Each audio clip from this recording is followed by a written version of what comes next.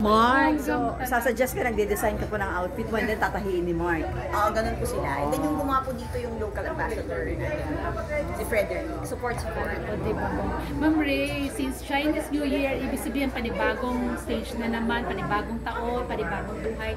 Ano yung mga nilulook forward mo this year? When it comes to your business, of course, the blooming din na beauty derm. Ayan. Mayroon po tayong new businesses na kakakuha lamang po. Meron tayong ice cream business. Kumuha po ko ng 3. This time naman nag-franchise ako. Kasi di ba minsan kasi maganda din ang franchise company. Parang beauty derm. Diba in place na it's plug and play ang ibig kong sabihin. So meron tayong 3 branches. Isa dito, tapos isa sa SM Clark and isa sa San Fernando, Pampanga. So para po sa mga anak ko. Yun ay actually Miguelitos. Nag-plug, ini-endorse ni Piolo. Tingnan mo, yung love ko din sa mga ambassadors ko. Sinusuportahan ko rin yung ini-endorse nila. So, binalita ko pa sa kanya, sabi ko, nag-franchise ng ini-endorse mo. Ganyan. Masarap ba ang ice cream ni Papa? Ay, tikman natin. Natikman ko na. Miguelitos masarap. Miguelitos. Di ba, ma'am? Oo, Yes. natikman ko na. Tsaka ano po siya, super less sugar compared sa... And when it comes to beauty derm, mag-a-add ka pa ba ng mga bagong endorsers?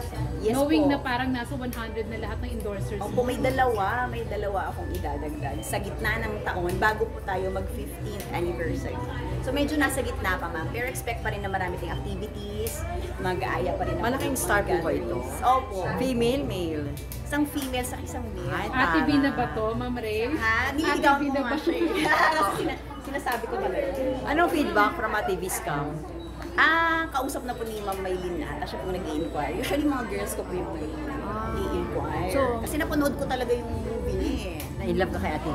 Opo, sobrang natural niya umacting talaga. Kasi parang si Ma'am B na lang ang kulang din. Di ba po ba? So kung may mga nadadagdag, meron din bang nababawas, Ma'am Ray? Sa totoo po, yung ngayon, siyempre kailangan ko talaga ngayon mga nagpo-post yun ang kailangan natin kaya tayo kumukuha ng endorser. So lahat naman love ko sila. Pero siyempre, ngayon, hindi na ako nag-check noon yung mga assistant ko na po. Pag hindi sila nagpo-post at marami silang utang na post based sa kontrata, hindi na automatically, hindi na po namin. So naka-speculate yung kung ilang post sila? Yes, ma'am iba-ibang artista po, iba-iba po yung nasa kontrata nila. So yung number of ambassadors mo ngayon? Parang nasa 100 pa din, no? Opo. So si Ate B, anong chance si Ate B? Pagpe-pray po natin yan. Kasi hindi ko pa alam kung nasa na yung usapan ng aking mga girls. Pero nung napanood ko nga po yung When I Met You in Tokyo, kasi hindi ko ina-expect na gano'n ng twist. Di ba, ma'am, no? Kasi pag sa ibang pelikula, dahil mascom din naman ako, di ba?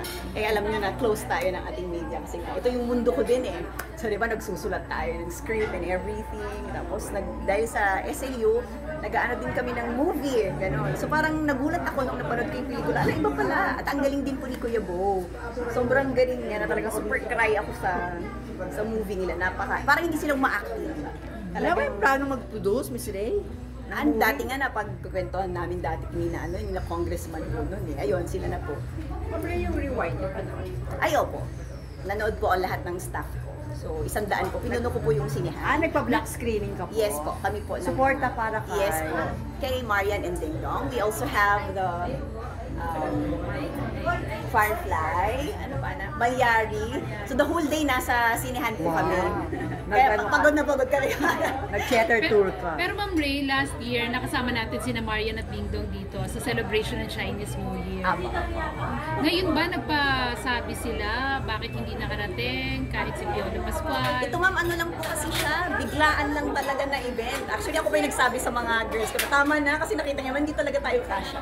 Saka wala naman po talagang ganap. Wala talagang ganap. Sa totoo lang nung una talagang media fam ang gusto kong invite. Pero syempre dapat may celebrity na ko na ilan-ilan kasi kailangan din talaga natin yan. Oo, biglang kahapon po, renewal din ni Sam. Kaya may pictorial kami. Kaya sabi namin, diretso ka na lang, mag-slip ka na lang dito. Tapos nag-invite sila ng ambassador. Sabi, pwede naman yung ibang mga alaga. So yung iba talaga, literal, hindi na po na-invite kasi wala na rin pong time. Kasi alam naman namin na hindi naman po talaga pwede rin yung mga biglaan kahit naman mga ordinaryong tao. May iba ka pa pong i-renew? Aside from Ate B, sino pang may possibility? Ano po, gusto ko rin si Kim Chu. Kasi pinapanood ko talaga, natapos ko talaga yung Linlang. Nag-download pa talaga ako ng Prime Video, wala po. Sa totoo lang po, wala na ako talagang time na manood pa. Pero yun talaga sinubaybayan ko at nagpupuyat po talaga ako na tinapos yun sa Prime Video. And then, ang pinapanood ko ngayon ay Can't Buy Me Love. Okay, tingnan mo naman ngayon ang tema natin. Napaka-Chinese. At itong damit niya, ha? Belle. O, di ba? Doon pala na i-pattern niya. Endorser si Belle. Sana po, because Belle means beautiful. Di ba? O, at meron din tayong product na Belle. Manifesting na sana ay makuha naman natin yung mga... Ma'am Ray, alam naman natin na hindi ka lang successful businesswoman, pero suki ka rin sa mga kasalan. So, how do you feel na hindi na matutuloy yung kasal ni Bea at ni Dominic? Na isa ka sa mga supposed to be nina? Ay, hindi po magdinina. Ay, hindi ka ba magdinina? Oo. Abay, tsaka Hindi po. Hindi ka pa nakuha? Ha? Hindi ka pa nasabihan? kinausap ka ba nila o hindi? Hindi rin po. Walang naganap na usapan. Wala pong naganap na usapan. May pictorial lang dati si Bea dito. Kinongratulate ko lang po siya. Doon na po nag-stop yun. So hindi umabot sa puntong pinadalang ka na ng invitation, nasabihan ka na one of the ninangs ka? Wala pong ganun pa. Wala pa pong ganun. Pero how do you feel na for Bea? Broken-hearted si diba, Bea. na naging close to your heart din naman. Opo. Parang bigyan po natin muna siya ng panahon. Yun. So, kahit naman po yung mga kaibigan din niya, yung mga malapit na kaibigan niya, yun din po yung sinasabi na kahit na nakasama po namin siya nung kay Maha, talagang walang tanong-tanong po kasi respeto na rin po natin sa kanya. At saka napakabait po na tao ni Bea, sobra. Tahimik lang po siya. Parang ganun yung personality niya eh. Kaya parang yun ang mas na-love ko sa kanya. Mas hindi siya nagsasalita talaga eh. Parang ganun po siya. So hindi siya lumapit sa inyo na, I'm sad, gano'n, or naghingi na advice, whatever. Sa totoo Or po, nag-confide yung na. relationship naman namin ni Bea, more on siya business. Not on naman person. po. Opo, not personal. Pero Pero ano, may panghihinayang ka, Ma'am Ray. Po? May panghihinayang ka. Ano po ano ko po kasi yung type na may mas magandang ibigay si Lord. Ganun po kahit sa personal ko na buhay or sa business na gusto ko, yung mga gusto kong gagawin. Pag hindi binigay ni Lord, meaning to say, mas maganda pong ibibigay. So, ganun po ako lagi. So, anong advice mo kay Bea ngayon? pero nasya ka ba muna? Anong naging reaction niyo nung nalaman niyo nga na, anong nangyari? Parang, Ako po kasi yung hindi ka na-shock sa balita. Hindi po, ako po kasi yung type ng tao na ano po sa buhay ng ibang business ka. Opo, ganun. Hindi ka marites, Ma'am Ray. So much love and respect lang po to everyone. Ganun lang po yung motto ko sa buhay. Yun. At saka alam ko po siya. So napakabait niyang tao. I wish her the best. Yun lang po yung masasabi ko for Kaya, mahilig ka mag-send ng mga good vibes ko. So, anong advice mo kay Bea dito sa pinagdadaanan? na ano po, na sending hugs, yan, mga ganun lang po. Someday malalaman din natin ang purpose ba't nangyari lahat ng bagay na yun. Kay Dominic ba naging close ka, Ma'am Ray? Never. Hindi rin po. Hindi mo siya na-meet? Na-meet ko po, pumunta po sila dito sa building. Never. Pinakilala na. Apo. Brian, ano lang rate mo? Para ako yun. 100 pounds. 100 pounds. Ano naman ang plano niyo, Miss Ray, sa Valentine's Day? Ano po, uwi po kami sa Ilocos ng mama ko. Kasi kapatid ko po nasa Amerika din umuwi. Hindi ka makikipag-date? Ano po sponsor din po ako sa Ilocos Sur. Last day na po yun. So, kailangan na pong umuwi ang aking pinakamamahal na Ilocos Sur to support. So, kailangan ko na pong magpakita kasi last night na po yun. Sobrang busy ni Ma'am Ray. Wala na time Opo. sa Sa ibang ambassadors ko po, kasama ko din doon para magbigay ng saya. Ma'am Ray, si Jillian, bagong endorser lang, di ba? Na-launch na ba siya formally? Hindi pa po ma'am, pero nag-pictorial na po sila. So magkakaroon na naman tayo ng launch doon sa Manila sa mga bago kong babies. Kasi dadagdagan ko po sila. So, paano nakuha si Jillian? Siya ba yung nag-offer or ikaw napapanood mo siya kaya nagustuhan mo siya? Opo, gusto ko kasi siya kasi sumasama-sama siya kay Jai. Tapos napakasimpleng bata. Alam niyo naman mama, ano lang naman yung kaligayahan ko yung mga batang pwede dito, tara anak, pinagkakayaan. Parang sila na yung mga barka-barkada ko po kasi. Kaya yun. Parang nagkakilala na kayo ni Jillian. Before po. Pero naging aware po kayo na napasok siya sa issue ng Katniel hiwalayan. Basta usapang bagets po. Hindi niyo alam yun, Nagulat Miss Ray. ka rin na parang bakit may issue ganito kilala mo si Jillian? Wala po akong alam eh. Saka hindi po talaga ako nagtatanong sa mga alaga ko. Saka love ko po lahat ng parties eh. Kasi nakakasama ko rito sa kabila, sa kabila. Isang alaga mo rin ngayon, karirin lang, may chismis din ang hiwalayan, Miss Ray. Si Papa Sam. Parang hindi naman, magkasama. Hindi naman. Hindi na, ay, kinonfirm ni Mama Saka Ray. nagkwento po siya kahapon. Ah, yun Pero na. kasi kasama niya si Jan Prats eh. Kapampangan din pala, magkakasama daw sila ni Catriona. Oh, so walang The hiwalayan. other day, pinost lang po nila sa Pero Ma'am Ray, pag kumukuha ka ng mga endorsers, nasa contract ba nila yung dapat? Hindi ano sa chismis, sa mga Walang Actually issue. po may clause po doon eh, doon sa contract po naman. Pero syempre, ano mami, may konting syempre konsiderasyon, ganun po. Sobrang bait mo naman kasi.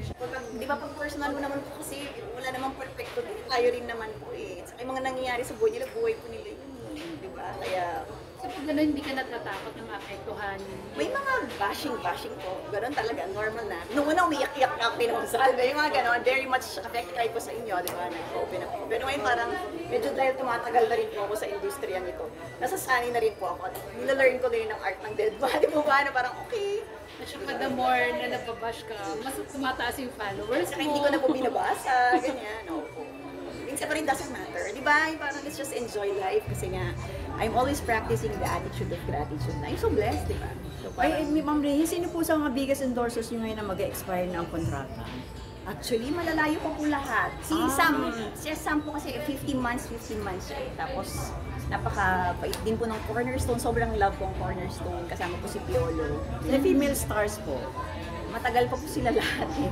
Like, Parang wala namang Bea, year-end pa po. Marian. Hanggang year-end pa po halos. Talaga? Pati po si Marian? Opo. Hanggang 2024 mo po siya endorser? Opo, 2024. So wala namang problema pala na endorser mo pa rin pa pala si Ay, wala po. Marian? Endorser ka po siya. Siya po yung face ng Blanco lotion po natin. At saka nagpo-post po siya. Nagpo-post siya. Okay. And even yung mismong management po niya, tinutulungan po niya tayo para So mayroon pa rin kayong direct communication ni Marian? opo. And even the management po. Kasi nga, pero pag usually po pag posting mga marketing na po yung kausap po nila. So until 2024 si Marian, so may plano pa po i-renew just in case? Tignan po natin kasi pag, basta't sabi ko naman, basta't nagagawa nila yung nasa kontrata po nila, kahit tignan niyo po yung mga alaga ko, sobrang tagal na rin po sa Kahit na may iba silang ini-endorse din na medyo Na? sabit. Okay lang po sa inyo. Wag doon. So basta sila, ginagawa nila yung part nila bilang endorser ng beauty. Go lang. So ano message mo sa mga endorsers mo ngayon na ngayong taon 2024, Miss Ray? Thank you for loving Beauty Derm kasi hindi lang yung endorsement yung meron kami, pamilya din kami. At the same time, pag masipag sila, nakakabenta po kami, nare-renew ko sila, di ba? Tapos at the same time, marami tayong natutulungan tao. Nagdo-domino effect po kasi lahat ng bagay. Nag-boomerang. Dapat tulungan lang po. Thank you so much, Miss Ray.